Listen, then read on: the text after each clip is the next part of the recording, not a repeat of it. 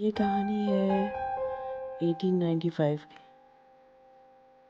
جب سندھ کے گاؤں مٹی کے گھروں اور تنگ گلیوں سے بنے ہوا کرتے تھے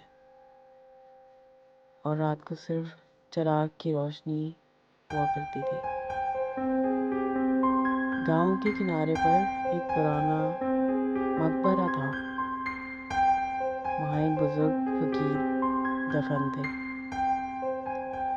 لوگ کہتے تھے ہر رات اس مقبرے کے اندر ایک چراغ خود بخود جل اٹھتا ہے، اور سب سے عجیب بات، وہ چراغ کبھی بجھتا نہیں تھا۔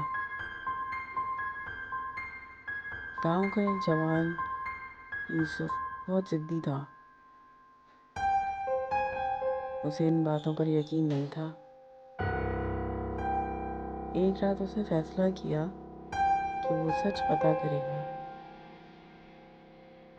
آدھی رات کو وہ مقبرے کی طرف چلا گیا۔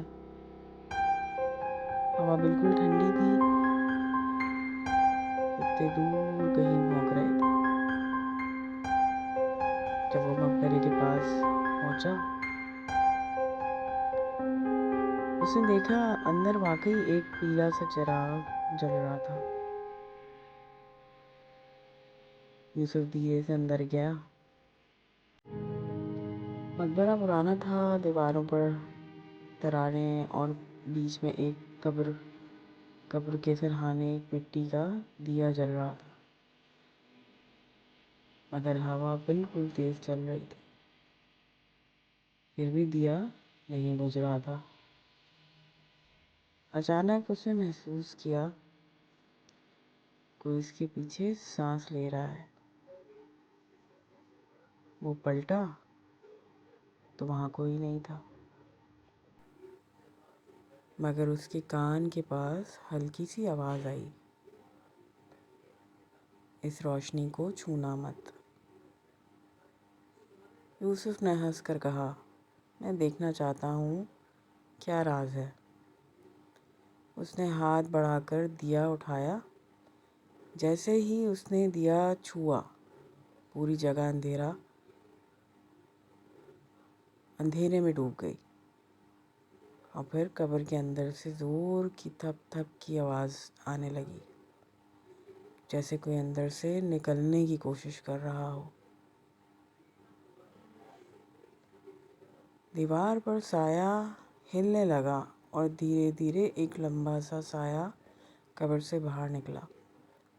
وہ کوئی انسان نہیں تھا، نہ پوری طرح سایہ، نہ پوری طرح روح۔ اس کی آنکھیں آگ کی طرح چمک رہی تھی۔ اس نے کہا، یہ چراغ میری قید تھا، تم نے اسے بجھا دیا۔ صبح گاؤں والوں نے دیکھا مقبرے کی دروازہ کھلا ہوا تھا، اندر دیا پھر سے جل رہا تھا، مگر یوسف کہیں نہیں تھا۔ صرف قبر کے پاس مٹی پر انگلیوں سے لکھا ہوا تھا، اب روشنی کبھی نہیں بجھے گی۔ اور تب سے ہر رات وہ چراغ جلتا ہے۔ لوگ کہتے ہیں اگر کوئی اس چراغ کو بجھانے کی کوشش کرے تو اگلے دن گاؤں میں ایک نیا مقبرہ بن جاتا ہے۔